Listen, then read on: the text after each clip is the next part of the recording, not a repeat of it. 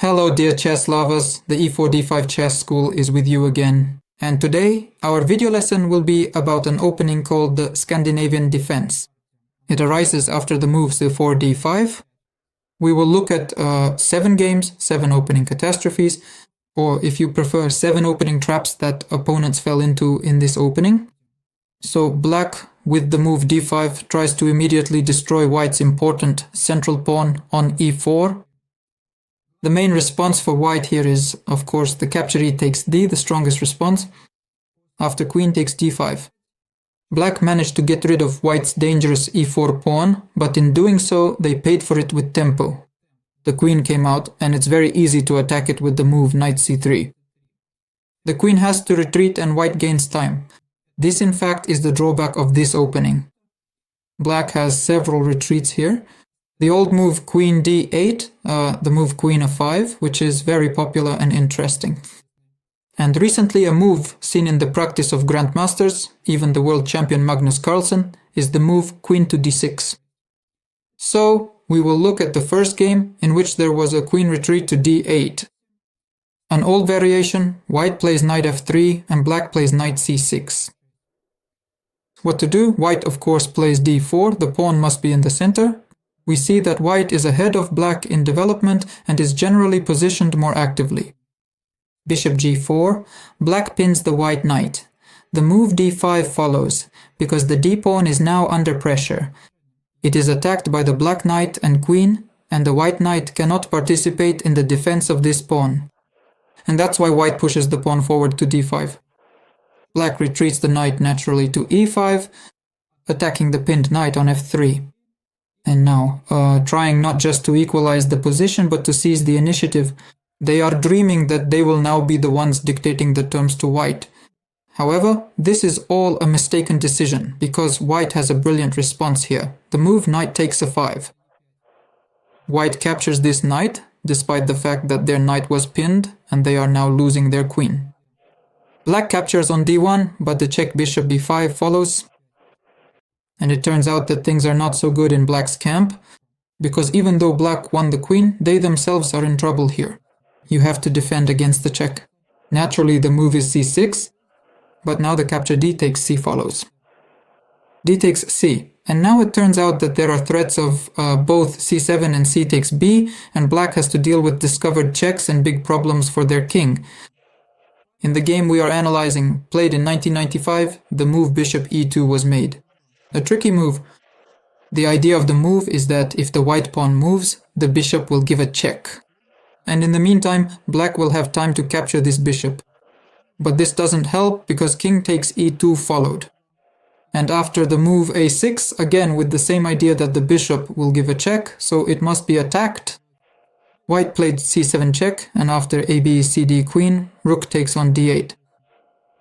We see that white has an extra piece on the board, moreover they also have an extra pawn. And in this game, after some time, white won.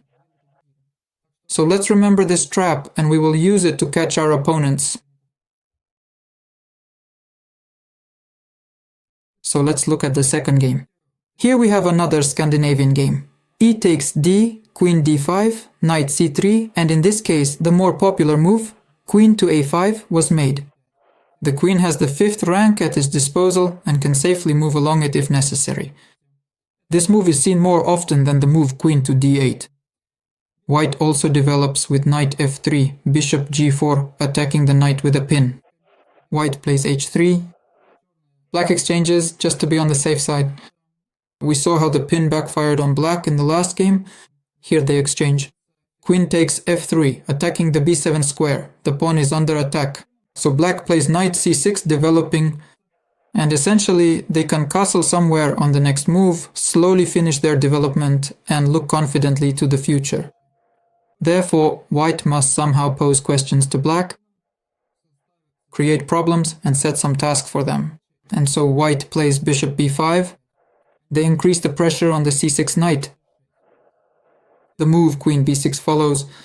Black reinforces this knight with their queen, and white plays knight d5. This is a very unpleasant move that black overlooked. Now it turns out that the bishop cannot be taken. If queen takes b5, knight c7 will follow. This is a magnificent fork. The knight attacks the king, the rook, and the queen. Therefore, after knight d5, the queen is forced to return to the a5 square, controlling the pawn on c7. But after the move b4, black can safely resign here. Because the queen has nothing good, it will have to take the bishop and fall into that same knight c7 fork. Such an opening rout was inflicted by white on black in this game. Well then, here is our third game. Perhaps someone might think that strong chess players don't play this opening, and that these traps are just made up, pulled out of thin air. Well, here you have a game where Hikaru Nakamura plays white against Alireza Firouzja, who plays black. This is a tournament that Magnus Carlsen organized online, and we see that the Scandinavian defense is being played on the board. So e takes d follows naturally. Nakamura captures the pawn on d5, Firouzja responds with queen takes d5, knight c3, queen a5. We have already seen this. The only thing is, Nakamura makes such an interesting move as b4. He employs a gambit. He sacrifices a pawn, attacking the queen, and after queen takes b4, he plays rook to b1. He gave up a pawn for the initiative. First of all, he gained a tempo advantage because the queen is moving around the board too much. Secondly, he gained the b-file at his disposal. The queen retreats to d6 and then d4. This is also a very important move. White seizes control of the central squares.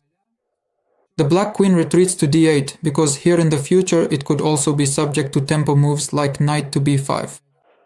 Queen to d8, bishop to c4. For just one pawn, white has developed a very dangerous initiative. Black's pieces are standing still, knight to f6, knight to f3, and here Firouzja plays e6. A very important move. One could have made a mistake, as amateurs often do. That would be the move bishop to g4. The bishop comes out, creating a pin, and once again we see that this pin backfires on black. Here, white also responds with knight to e5, and in case the queen is captured, mate on f7 follows. Well, and in the case that the bishop retreats to h5 to defend its king from mate, then queen takes h5.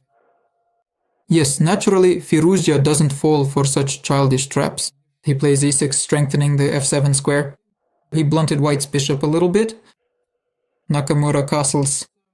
Bishop to e7, knight goes to e5. Castles and rook to e1. White is positioned perfectly. Black has an extra pawn, but their pieces are somewhat passive. They need to very carefully unwind their position, and the move c5 clearly does not fit the description of carefully. It's a sharp, daring move with an attack on the center, and Nakamura responds competently with d5. Opening up the lines is beneficial to the side that is better developed. And after e takes d, knight takes d5. We can see how perfectly white's knights are positioned. Simply magnificent. Black plays bishop to e6, trying to develop their piece, to attack the knight on d5 once more, and Firouzja misses a simple strike like knight takes f7. Knight takes f7, the e-file opens up, and black has big problems here along this file, and Firouzja found nothing better than to resign this game. What would have happened after bishop takes f7 or rook takes f7, please write in the comments. The variations are not too complicated. I think you will all manage and understand why Alireza Firouzja conceded defeat here on the 14th move. Another game shows how dangerous it can be for black in the Scandinavian defense. Here is the next position. It's also taken from the practice of grandmasters. Playing with the white pieces is Constantin Lupulescu, rating 2571. It was played in Bucharest. His opponent also has a rating of over 2500. And in this position, naturally, the pawn on d5 is captured. E takes d, queen d5, knight c3, queen f5. We've seen all this before. d4, knight f6, bishop c4. White is in no hurry to develop their knight to f3. They are developing the bishop for now. Black plays c6. This move, by the way, is very competent and shows that a grandmaster is playing with the black pieces because on c6 there should be a pawn. It controls the important squares b5 and d5 and also ensures the queen's return home to c7 or d8 if necessary. When the knight goes to c6, the position appears more aggressive because the knight puts pressure on the pawn and develops. But at the same time, the queen has no way to retreat. And as we've seen, this move also has its downsides, as the b5 and d5 squares are now available to the white pieces. So c6, the queen goes to e2, the bishop develops to f5 and bishop d2. White, of course, is betting on this diagonal, where the white bishop and the black queen are located. And black will have to spend time, again, to move the queen away. And white will gain another tempo. The queen moved to e2 for a reason, because white is ready to castle long if necessary, and besides the queen has pinned the pawn on e7. And in a number of variations this will be very important. In the game, the move knight b to d7 was made. Black is developing for now, not afraid of any knight jumps. But the knight goes to b5, it retreats to b5 anyway. And here black started to think, because the queen's ec7 square was taken away, and if it returns home to d8, then in this case, knight d6 is already a checkmate.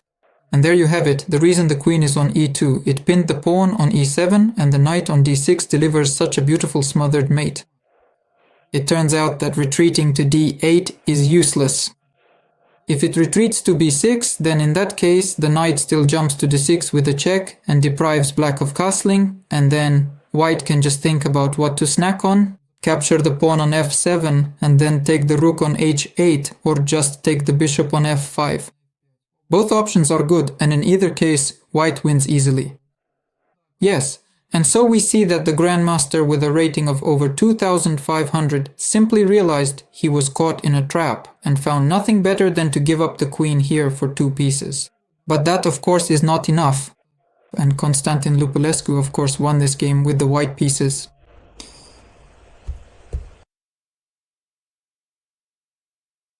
Well, so that black doesn't despair and think that white will win in a one-sided game, let's look at a game that was played on lichess. It ended up in the puzzle section later because there was also an opening catastrophe here. So, white takes the pawn on d5, naturally queen takes d5, knight, and here, sorry, not knight c3, but the move queen f3 was made. That is, white is going for a queen exchange and will get nothing out of the opening. Therefore, naturally, this move queen f3 is not the strongest for white. We saw that knight c3 is better. Well, black apparently pre-moved the queen to a5 and didn't expect a move like queen f3. Otherwise, they probably wouldn't have just moved the queen like that. The move knight c3 is followed by c6. The very move we've already talked about. This move takes away the b5 and d5 squares and frees a path for the queen to retreat. Also, with the queen on f3, the b7 pawn is now covered. White plays d4, black knight f6 and bishop d2. Notice the outlines of the previous game in which Constantin Lupulescu trapped another grandmaster. Here the bishop goes to g4, for now black is attacking the queen with tempo. The queen retreats to g3. Black develops with e6 and white plays the same way as in the previous game. Knight goes to b5. And the question arises, what to do? Because the queen is under attack and the knight is about to jump to the c7 square with a fork. And snatch the rook somewhere. And it seems that's it, they're done for, and you have to give up the queen just like in that example, and then, after some suffering, resign? However, the move knight b5 was a serious mistake. White was too hasty. They simply knew this idea, saw how this idea is realized in games, and white wins, but in this particular case, this idea doesn't work. Black has a stunning blow, queen takes d2 check. The whole idea is that after the capture, and this is a forced capture, king d2, there is the move knight e4 with a fork. That is, specifically with the queen's position here on g3, this whole construction for white didn't work. A fork follows, and after the king retreats, knight takes g3. We see that black is simply up a piece. If white takes the black knight, then black will capture the white knight, and they are still up a piece. And with a check and capture of the rook, black also takes the rook and they are still up a piece, so black wins here. So notice that you need to remember patterns, but you always have to look at each position separately to see if it works or not. Because the move knight b5, which brought a brilliant victory for white in the last game, in this case is a gross blunder, and here black is the one who wins.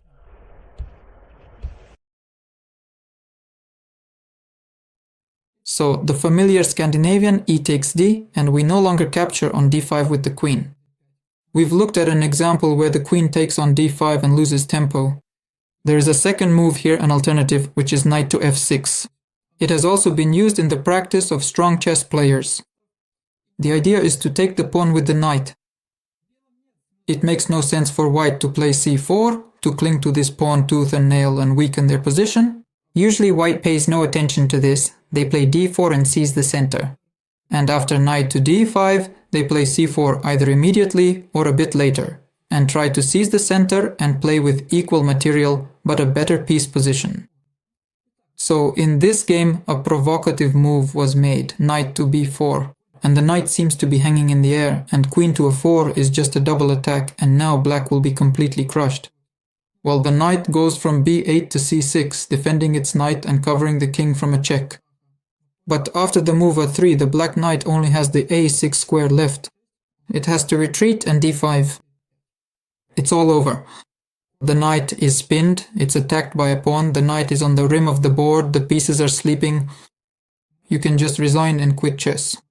And say, what am I even doing in the world of chess? I don't understand anything about chess. However, it's not that simple. The knight goes to c5 for now, there is another tempo move here. But white persists, they don't retreat with the queen. Although that would have been better. They play queen to b5. They attack the knight on c5 and maintain the pin along this diagonal. The knight on c6 is again immobile. And again, there's an overwhelming urge to resign. What to do? The aggressive moves have run out. But black pulled themselves together and played a6. They defend their knight on c5 and don't just give it away.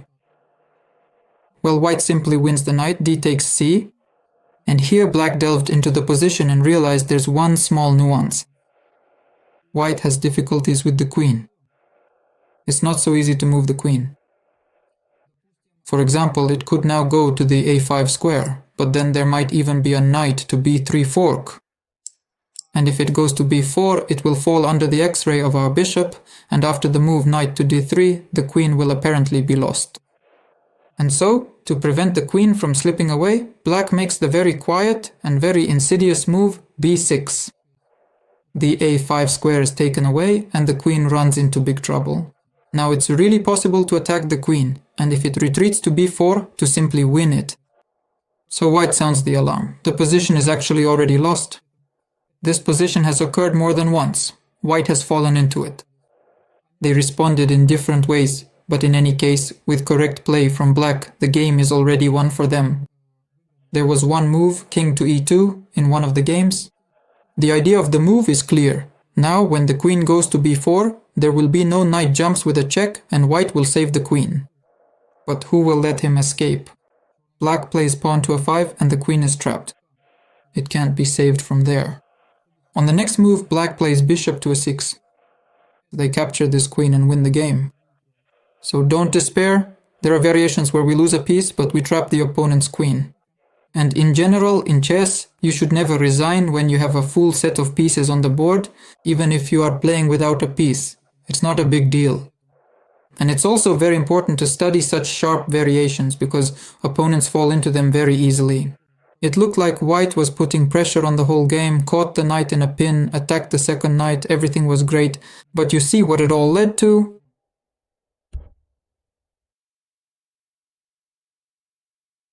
Well then, let's finish the analysis of the Scandinavian defense with the last example, a very beautiful one.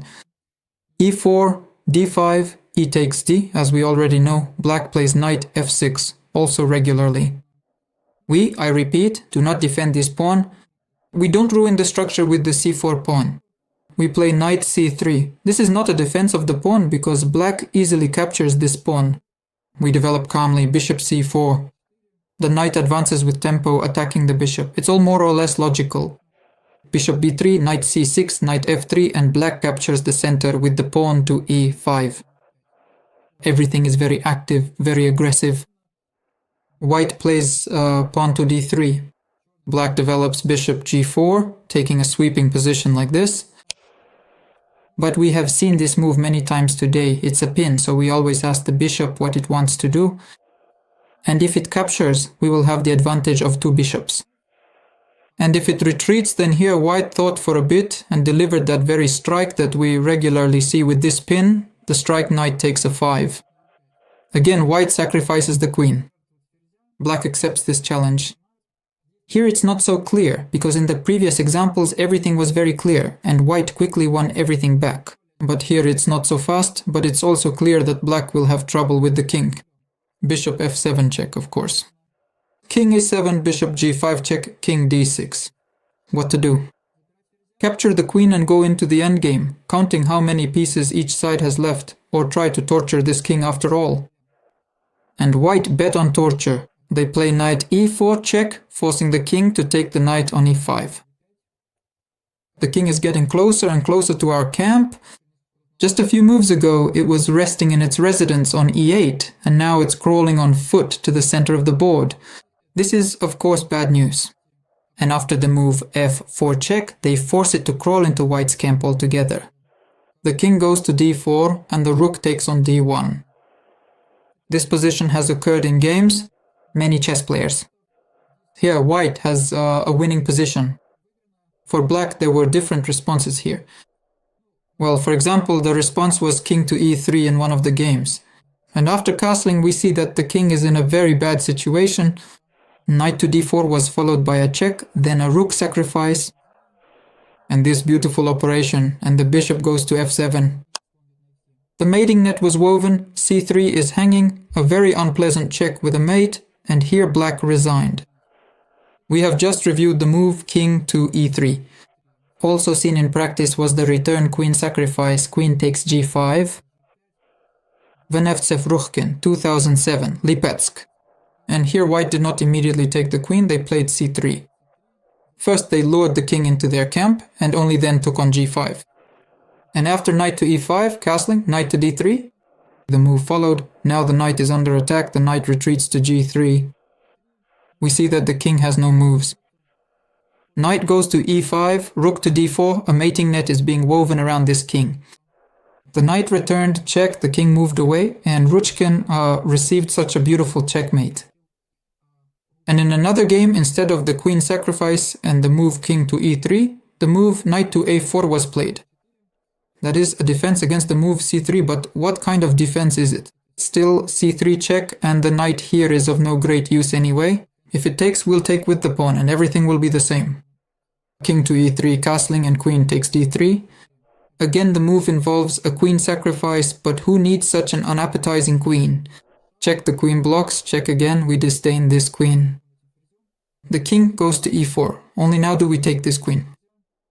And after king to f5, I think it's not that difficult to find the checkmate here, which occurred in Havana in 2009. Apparently these are Cuban chess players. And here the move g4 was made with a checkmate. A wonderful conclusion to this video lesson, a beautiful checkmate. Today we have analyzed 7 games, 7 opening disasters that occurred in the games of chess players who played the Scandinavian Defense. If you have experience playing this opening, this position, then please share links to your games played on the internet and we'll look at them together. Please subscribe to our channel. Until next time, bye.